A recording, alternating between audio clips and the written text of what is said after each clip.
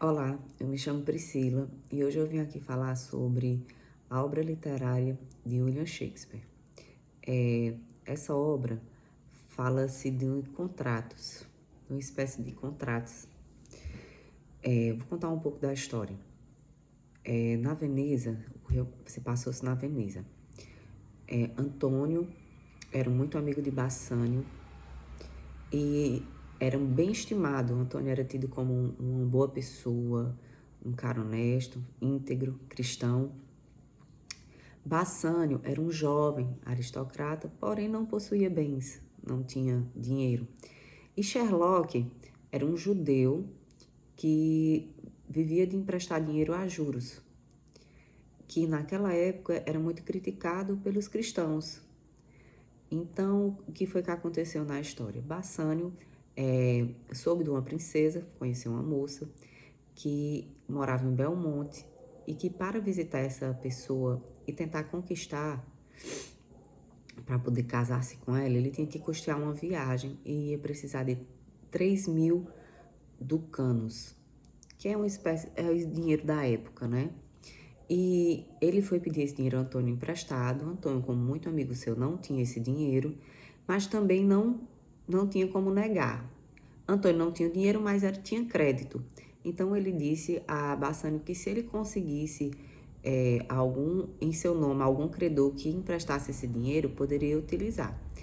Nesse contexto, quem emprestou o dinheiro foi Sherlock, que não gostava de forma alguma de Antônio. Então, Bassanio conseguiu esse dinheiro emprestado com um contrato. Foi firmado um contrato entre Sherlock e Antônio. Antônio se responsabilizou por esse dinheiro, que na verdade o dinheiro foi dado crédito a Antônio, não a Bassanio. Então, o que aconteceu nesse caso?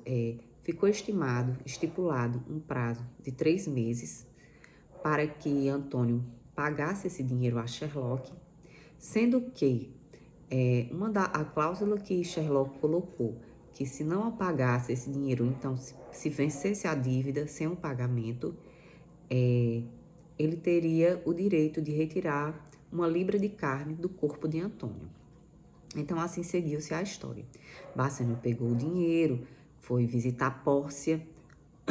Lá, o pai de Pórcia, que já tinha falecido, fez um testamento que quem escolhesse o baú certo poderia casar-se com ela e ter direito a toda a sua riqueza. Bassanio conseguiu fazer isso, escolheu o baú certo, casou-se com Pórcia. Passou-se o tempo, a dívida venceu-se. Nisso, Bassanio recebeu uma carta que os navios que era de Antônio naufragou e ele tinha entrado em falência, não conseguindo honrar com um compromisso. Assim sendo, ele já com dinheiro em posse por ter herdado, resolveu voltar para que no julgamento ele pudesse pagar a dívida do amigo. Então assim aconteceu. Pórcia tomou conhecimento de todo o trajeto da história, de tudo que tinha acontecido. E ela era uma moça muito inteligente, muito sagaz. No dia da audiência, eu vou falar assim, no dia da audiência que toda a cúpula da justiça estava junta, eu vou falar desses termos. No dia do julgamento, Pórcia se disfarçou de um juiz. Naquela época, os pactos, os contratos, era assim, bastava ter vontade das partes, que já era firmado. Bastava as partes assinarem e concordar, ali aquele pacto tinha que ser cumprido. Então, assim foi. O Sherlock, ele queria, porque queria tirar a tira de couro. Não adiantava o dinheiro. Tentaram persuadi-lo, dar o dobro do dinheiro. Só que os juros para ele era a tira de couro, porque era uma questão de honra. Ali ele não estava se tratando mais de negócio. Ali era uma questão para a honra dele. E tinha lá na cláusula expressa que ele teria o direito de tirar a tira de couro, então assim ele queria. No decorrer do julgamento, depois de Pórcia ter chegado, muito inteligente, e disfarçada de juíza, no meio do todo o processo, ela disse todos os direitos de cada um, inclusive que realmente no contrato tinha essa tira de carne, essa libra de carne, porém, no contrato não falava em uma gota de sangue. E a tira tinha que ser certa, a libra tinha que ser certa da carne, nem a mais nem a menos. E caso o Sherlock não conseguisse honrar com isso, ele teria pena de morte e seus bens seriam seriam confiscados. E ele tinha o outro lado, ele tinha como negar-se fazer e deixar elas por elas, né? Só que no júri, então Sherlock decidiu que ele não iria mais tirar a tira de carne, porém, ele achava que ia ficar isso mesmo. Como ele...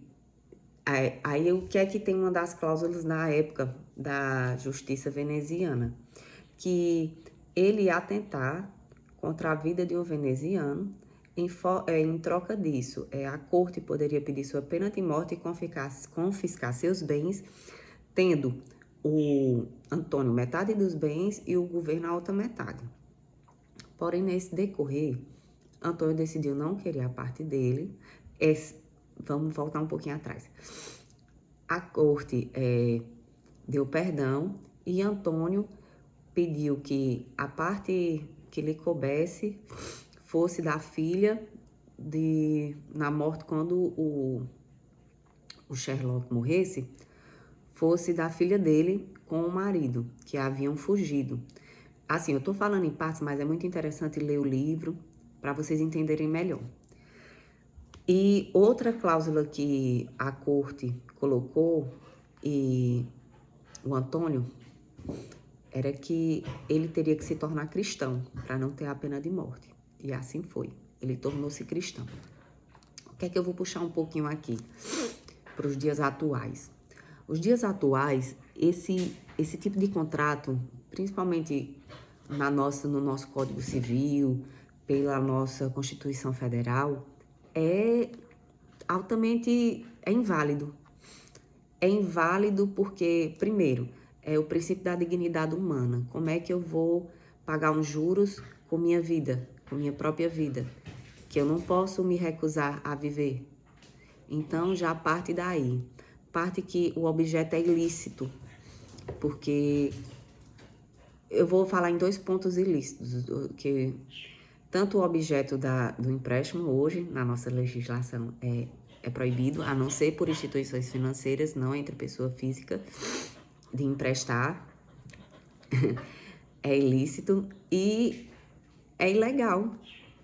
E parte do princípio da boa-fé. Então, não era viável um contrato desse tipo, hoje em dia, nas nossas leis, nas nossas diretrizes.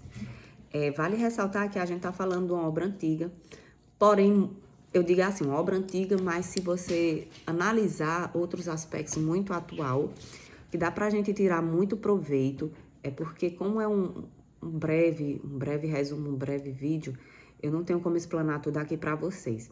Inclusive também, ao analisar o livro, eu também olhei algumas críticas sobre ele. Em nenhuma das críticas eu vi que no testamento ninguém falou, só falava do contrato. Eu observei isso, só falava do contrato entre Antônio e Sherlock. Mas em nenhum momento eu vi nenhuma crítica falando sobre a condição da herança de Pórcia, que o pai estabeleceu que para ela casar e ter direito a toda a herança, tanto ela e o marido, teria que escolher, teve uma condição para aquilo, que também não deixa de ser um contrato, tá bom? Espero assim que vocês tenham gostado, fica minha gratidão ao professor Felipe e espero que tenham entendido um pouco a mensagem que eu passei em relação a isso, tá bom? Obrigadão!